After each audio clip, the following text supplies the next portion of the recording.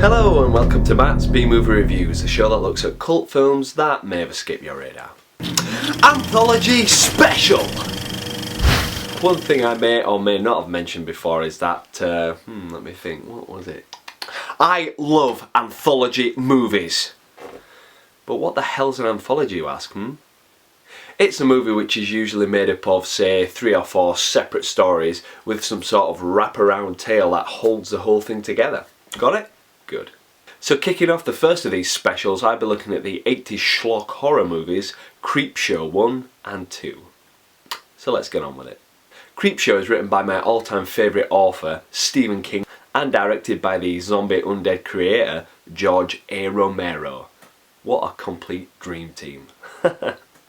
Creepshow is a total homage to the Tales from the Crypt and Vault of Horror comics that came out in the 1950s, which usually involves some sort of murder victim coming back and seeking vengeance from beyond the grave.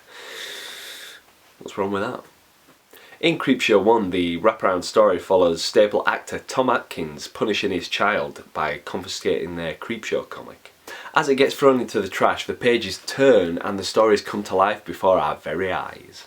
Then we're treated to 5 tales of terror, which go a little bit like these. Father's Day, which revolves around a family get-together honouring their late father who decides it's not too late to make a guest appearance. I want my cake, Bedelia.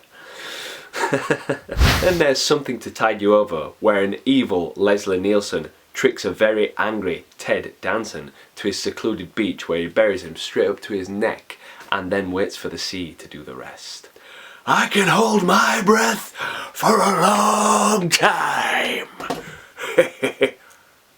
Love that bit. And then there's The Crate, where a janitor and a professor find an old crate hidden under a stairwell and proceed to open it. Unfortunately, whatever's inside is still alive and hungry. I mean, how much can it eat? Then there's The Lonesome Death of Geordie Verrill, which follows a redneck yokel, hilariously played by Stephen King himself, oh yes, who finds a meteor has crash landed on his property, and once he busts it open by accident, he finds a strange plant life that just won't stop growing. On him! Oh, Geordie Verrill, you lunkhead! Lastly, They're Creeping Up on You, which features actor E.C. Marshall, who, as an aside, used to host a fantastic radio old-time horror show called the CBS Radio Mystery Theatre. Look for him on YouTube, people, seriously, they're worth a listen. He plays an eccentric billionaire who's not afraid to squash his competition like a bug. However, the tables are soon turned as a cockroach infestation seems intent on taking over his apartment. Tell you, even thinking about it proper gives me the creeps. Especially that end sequence, oh my god. Now the second movie, Creepshow 2, has less tales in it, but it's still worth a watch. The first tale, Old Chief Woodenhead, which revolves around an aging couple's failing store which attracts thieves and murderers. However, after the thieves have got away from the store, they think they're home free, but it seems that the old chief won't let them get away with it, because he wants his scalps. Actually, no, it's an Inglourious Bastards reference, so forget that bit. But he does want his scalps, he really does. Then there's The Raft, based on a Stephen King story by the same name. Follows a group of college kids who go out to the lake to sun themselves on the raft that floats there. Unfortunately, there seems to be something in the water that has a taste for human flesh. It's just an oil slick, Pancho. I ain't ever seen an oil slick like that. Shit, I ain't ever seen an oil slick before. Oh man, that is quite good dialogue. I love that bit. And lastly, The Hitchhiker. A woman cheating on her rich husband rushes home so he won't find out. She accidentally runs down a hitchhiker but doesn't stop to help. Lucky for her, the hitchhiker seems intent on getting a lift, even in death. Thanks, lady. Thanks for the ride. Now the wraparound story to Creepshow 2 follows a young boy buying the Creepshow comic from the creep himself, played by none other than makeup maestro Tom Savini. Nice. Then we go all cartoony as the boy is chased by some bullies to a typical twist shock ending involving man-eating plants. Now when I first saw Creepshow on late night TV, it completely knocked me out. I didn't even know you could make movies like this. Plus at that age, I think I was in my early teens, 12, 13. Seemed to discover most of the horror movies that have a special place in my heart at that age, so... At that age I was obsessed with old horror comics like House of Secrets, Tales of Mystery, and some of the EC reprints of Vault of Horror and Tales from the Crypt, so seeing this movie was like a complete revelation to me. And I'm still pretty much obsessed with old horror comics. I even remember finding Creepshow on video for £9 and buying it in Wakefield Market in England, which is where I spent most of my youth. Funny story actually, they gave me the movie in a brown paper bag. It looked like I'd bought a porn film. Probably explains some of the looks we got as we walked home through town. But honestly it wasn't, it was Creepshow. It was Creepshow.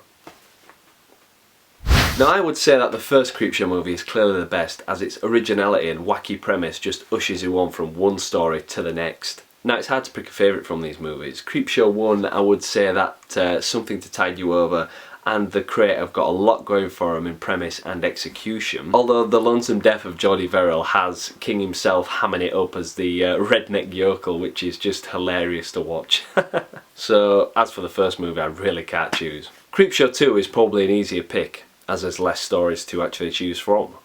I used to actually have a real love-hate relationship with Creepshow 2, as it kind of has the straight-to-video sequel vibe going for it, which some movies do today. You know, straight to DVD is obviously not quite as good as a theatrical release or a movie that had the big push of the first film. However, I've got to say my favourite story in Creepshow 2 is The Raft, which features a blob-like creature attacking swimmers. I've got to say the setup for this story is just utterly hopeless for the characters as they're stalked by this creature from wherever the hell it was born.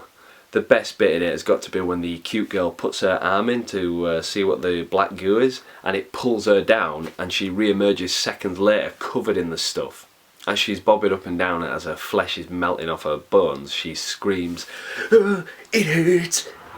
It hurts! It hurts!" That has got to be one of the most iconic moments in horror movie history, in my humble opinion. Forget the psycho shower scene. If you've seen Creepshow 2, you know what I'm talking about, people. I actually bought Creepshow 2 a couple of years ago on DVD at Poundland for an absolute steal. I literally turned into the Fry meme. Shut up and take my money! Bargain. If you haven't seen either of these films, I completely envy you because you get to watch them for the first time. If I can find them on YouTube, I'll put the links up just here.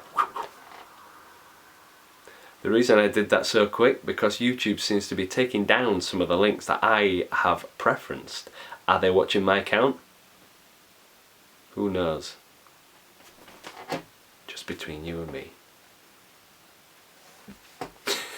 Now, technically there is a Creepshow 3.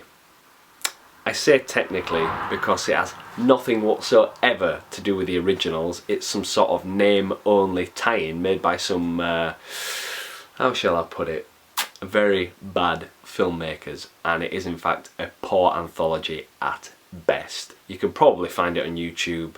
I'd only recommend it for completists only. However, if you want the true threequel to Creepshow, then look no further than Tales from the Darkside, the movie. Made by many of the original creators of Creepshow, and features a story written by Stephen King called The Cat from Hell, which is directed by George A. Romero. In fact, did you know that the Tales from the Darkside TV series was actually created as a Creepshow-esque TV show, but for some reason they changed the name along the way? No?